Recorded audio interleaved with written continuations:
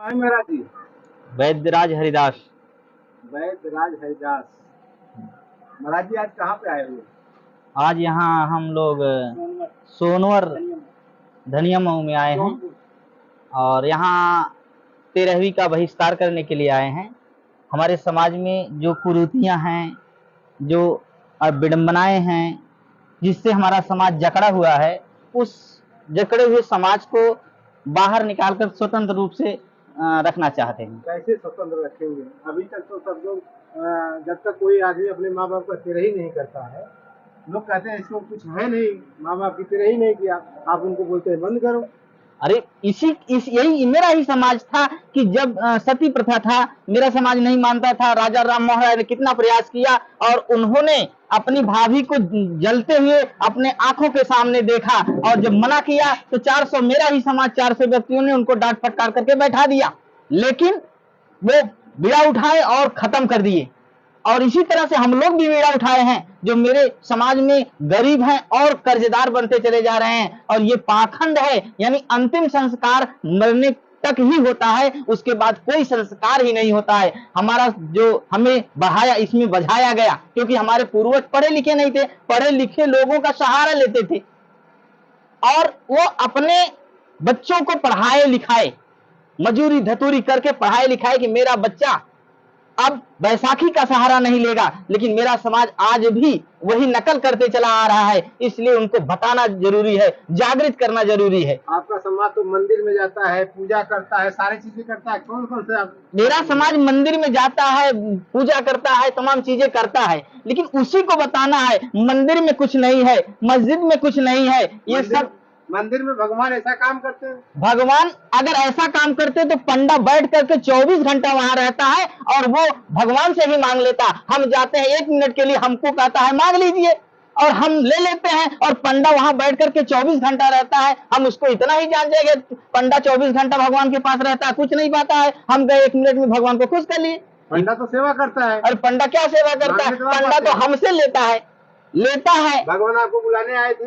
भगवान हमको बुलाने नहीं आए थे, लेकिन परंपरा ऐसी बन गई है, वो लोग उधर जा रहे हैं। लेकिन वही समझाना है, उनको दिमाग का ऑपरेशन करना है। अभी आंख का ऑपरेशन है, दिमाग का ऑपरेशन करना है। और जब लोग दिमाग से ऑपरेट हो जाएंगे, यानी शिक्षा आ जाएगी, तो लोग जो है विद्यालय की तरफ जाना शुरू कर देंगे, मदिरालय और जो है मंदिर की तरफ जाना छोड़ देंगे। सर, आप महाराज की बात से कितना सहमत हैं?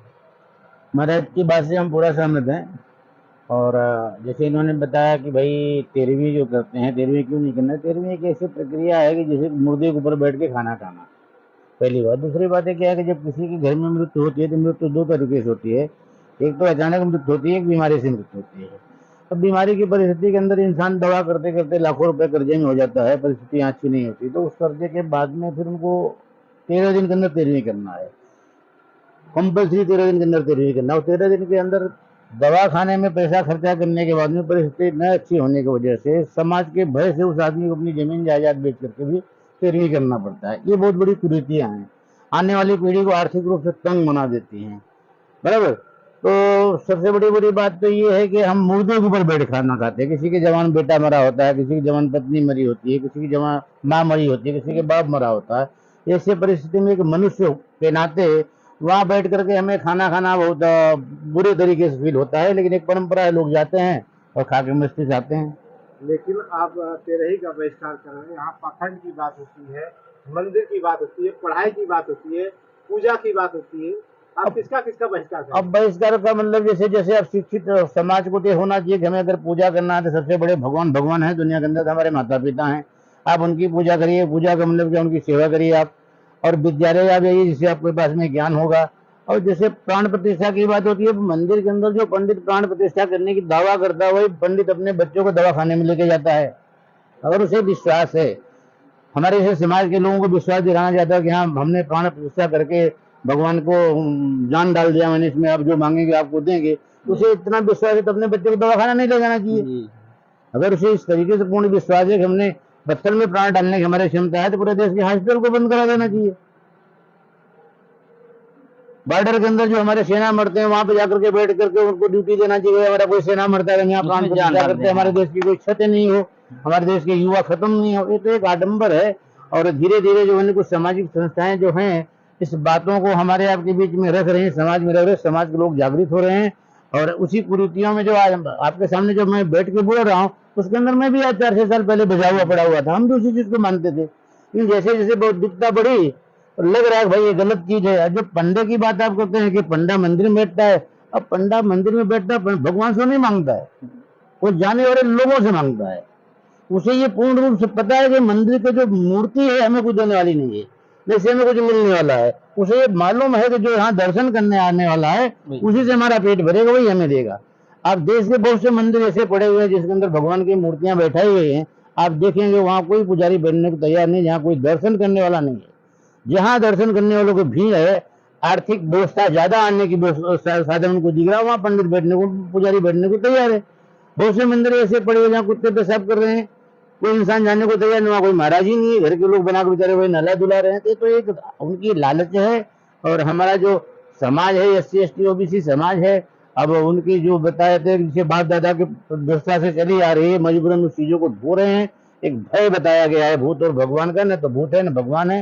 ये जो 5 तत्व है ये आपका भगवान है, पेड़ पौधे आपके भगवान है, जमीन जायदाद आपके भगवान है, माता पिता आपके भगवान है, बाकी दूसरा कोई भगवान वगैरह हमारी नजर में तो नहीं है। अच्छा महाराज, मैं आपसे पूछना चाहता हूँ, मंदिर में कभी काल ऐसा देखने को पड़ता है जैसे बजरंग बली का माता है मंदिर है, और कहीं बोलते हैं कि फलाना माई का मंदिर है जी लेकिन वहाँ पे जो पुजारी होते हैं ये कई होते हैं जी। तो क्या महिला, जहाँ महिला माता का मंदिर हो, क्या वहाँ महिला पुजारी होना चाहिए या जेंट्स? किसी को नहीं होना चाहिए, ये तो लूटने का एक धंधा है, ये अपना व्यवसाय बनाया गया है। मान लीजिए आपने विरोध किया, हम नो डाउट, लेकिन अगर वहाँ पे होना कौन चाहिए? नहीं, होना किसी को नहीं चाहिए, ये तो पाखंड ही, सरासर पाखंड ही है। लूटने का एक धंधा है, व्यवसाय बनाया गया है कि हम यहाँ माता को रख दे रहे हैं, ये माता जी हैं, लोग दर्शन के। माता को इसलिए रखा जाता है, महिलाएं ज्यादा विश्वास करती हैं, देवियों में ज्यादा विश्वास। इनको खुद ही जाना है देवी कौन होता है। जो देने वाला होता है वही देवता होता है, जो देने वाली होती है वही देवी होती है। ये 5 देवी देवता हैं। माँ ने हमको इतना बड़ा शरीर दिया, ये माँ सबसे बड़ी देवी। पिता ने खिलाया पिलाया बड़ा किया, पिता सबसे बड़े देवता हुए। गुरु ज्ञान दिए, गुरु देवता हुए। पति अपना सब कुछ पत्नी को दे देता है, इसलिए पत्नी के लिए पति परमेश्वर है, देवता है। और पति भी अपना सब कुछ पत्नी को दे देता है, इसलिए पत्नी, पति के लिए पत्नी भी देवी है। ये 5 देवता हैं, इसके बाद कोई देवता वेता नहीं। ये सब लूटने का धंधा है, बिजनेस है और कुछ नहीं।